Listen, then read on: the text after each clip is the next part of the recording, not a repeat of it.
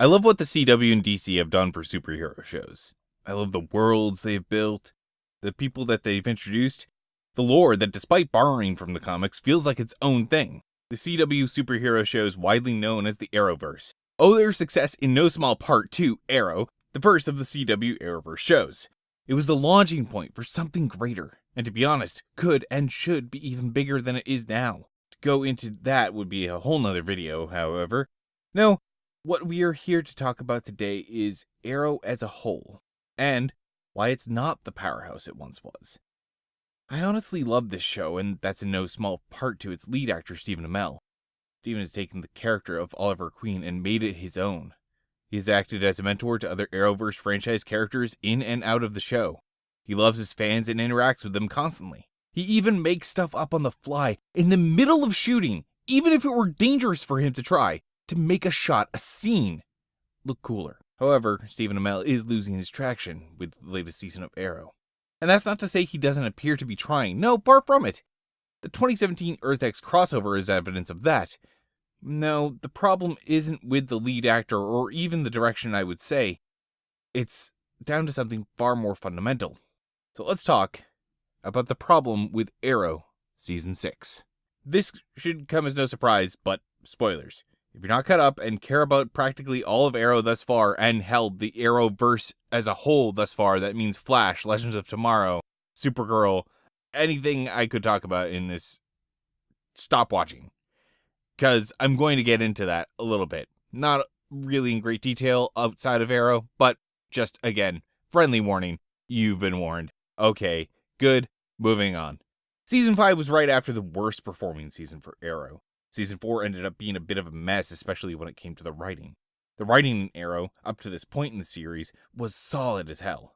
That being said, Season 4 got a bit too big for its britches, it would seem. Damien Darhk, despite being a great character, owed in no small part to Neil McDonough, who would go on to be a great villain for the Legends of Tomorrow, was a man of magic and sorcery who wanted to take over the world, and was willing to use nukes to do it. Okay. First question, why would you nuke the world if you didn't get your way? Now, I get that, it's going to make you more powerful the more souls die, but this seems like it would make ruling harder. Unless you had some magical spell to clear nuclear fallout, but since that was never brought up and you plan to hide you, your family, and the majority of Star City in an underground bunker of your own design, I assume you didn't have such a plan. Point the second. Doesn't this seem like more of a world problem and not a Star City only problem? Like, the threat of nuclear winter is way outside Green Arrow's pay grade. This seems like some Justice League shit, or at least annual crossover shit. When Ra's al Ghul tried to do away with Arrow, it was Ollie and his city that were targeted, not the entire west frickin' coast. And this is one of the biggest, if not the biggest problems that Arrow has been facing in recent years. The writing. Because not only did we get an all-powerful warlock bent on world domination that would make the brain sweat with Intis and not doing his joke patient, but we got the death of one of the most beloved characters on the show. The death of Black Canary was so out of left field that whomever wrote this and thought it was the best way to go to get ratings back up probably turned down a lucrative career with the MLB because no one saw this coming, because no one wanted it. And this is just Season 4. When Stephen Amell and the rest of the cast and crew talked about Season 5 coming out, they were saying that they were going to revamp the show. Quote, I think as a result of that, we need to get back to focusing on some of the core elements that used to define Arrow, end quote, and get back to basics. Bring it back to where it all started. Remember exactly how I put that. Put a pin in it. We'll go around the Arrow rotary a bit more and come back to it. So, we start Season 5 off strong, to be honest. They said back to basics, and sure enough, we got it. Cut to Oliver sitting in a chair, zip-tied to it, a la Season 1, and him killing a dude for knowing his secret, a la Season 1. Cool. Basic shorthand for we're soft rebooting and getting ourselves back to square one. Oh boy, here I go killing again. And cut to the introduction of the new team. Feeling extremely shoehorned in, we have Curtis as Mr. Terrific, because he got mugged and doesn't want to be a defenseless nerd anymore. the girl who stole Laurel's suit last season and is now posing as this universe's Artemis and subsequently pissing off fans of Young Justice, Dinah Drake as the shiny new Black Canary, despite people still having a bad taste in their mouth from the Laurel Lance death in season 4. Ragman, who may be the only one here who is likable and has a decent reason for being on the team, and Wild Dog. Huh. So, by back to basics, we meant basic training for the newbies. Oh, sorry. No, keep that pin up there. False alarm, just making a stinging remark. So, we have a new Team Arrow when there wasn't anything wrong with Ollie, Dig, and Felicity. No, yeah, you're right. This is so much better. Except, no one thought that. At all. The main problem with the now 5 extra cast members isn't just the sheer amount of characters without Arrow in their code name, it's the actors.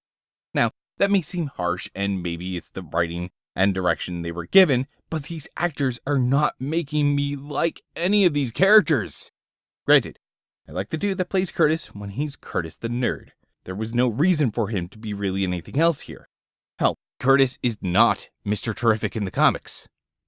So, again, shoehorn. Also, Ragman and his story and actor are fine. If they were the only extra character in this season, I'd be fine with it. Just like in the season of Flash, they have the elongated man, Ralph Dibny. He's an extra character. That's it. That's all they have. That's the one extra character. Done. Especially if he was like Ray Palmer used to be, and was just a side character that came up now and again. Hell, if most of them were one-episode characters like Wildcat and Huntress, I might be okay with them too. But these characters altogether are boring.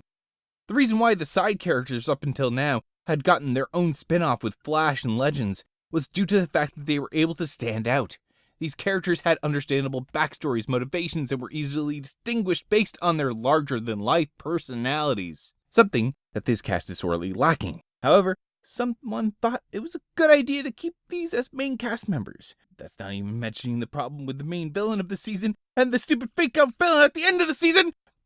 But then, as if to say, no, for real, this time, we heard you and we got this.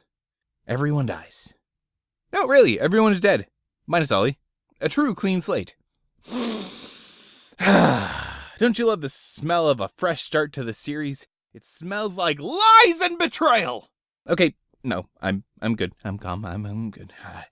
At least there's no more flashback. Oh, come on! You're gonna shove an entire season's worth of flashbacks down our collective throats in 2 episodes. Cannot get worse from here.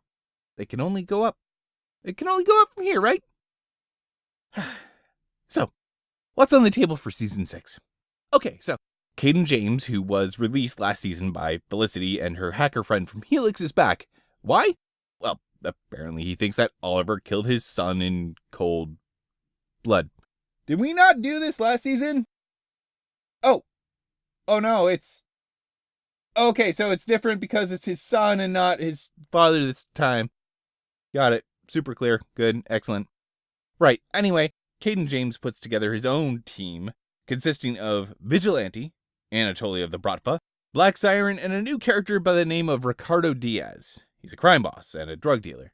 So, to be fair, this could have been a really good setup for this season. And I was honestly invested.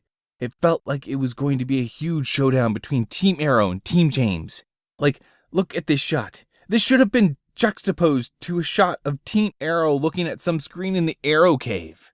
They should have then had the villains and B-team heroes take each other out of the game one by one. It could have been, should have been, and would have been epic. But nope. Hope they got some lube because some poor pooch got screwed in that deal. This season, we have had a B team that doesn't listen to their leader's directions and thinks they are better than him. A villain that seems to be interesting and well thought out, swapped for a thug. Another trouncing of Laurel Lance's character and legacy. I woke up in a cell and I managed to break down the door and I ran. They held you for 2 years? I don't remember. They kept me drugged. The Black Canary was reported dead, killed in a prison riot. Damien Dark, he stabbed me. And the next thing I knew, I was I was in that cell. Enough hood exchanges to leave us with whiplash! A poorly written for and poorly acted child character. Politics! And the departure of Thea, Dig, and Felicity from the team, seemingly for no good reason. This entire season has been a non-stop slew of bad decisions. And that's not even getting into the bullshit that they pulled on us in the Earth X crossover episode of Arrow. Oh. And now, just now, with episode 18 out of 26 in season 6, we are getting back to basics, quote unquote. Not for nothing, Arrow writers, but I think you might want to invest in a drawing board first.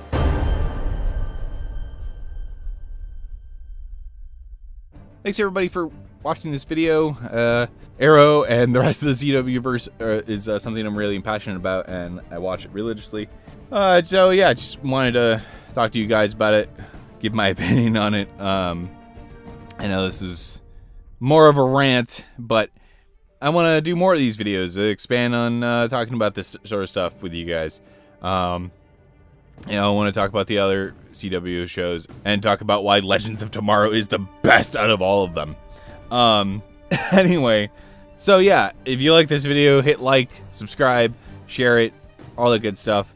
And if somebody happened to share this with Stephen Amell, again, Mr. Amell, you are an amazing actor and you are great as Oliver. However, I think you and the rest of the team over at Team Arrow have lost touch a little bit. Not that you aren't trying. I can tell that you are. But man, you gotta get back on that horse. You gotta show that bitch who's boss. Anyway, that's it for now, guys. And, hey, if you like this, I'll keep doing more of them. And if you want, let me know if you have a certain thing you want me to talk about for the CW Arrowverse. Whether it has to do with Arrow, Flash, Legends, anything in between, Supergirl, hell, Black Lightning, because they've established that that's part of the Arrowverse in some way, although we don't know in what way. Either way, hope you guys enjoyed, and thank you. See you next time.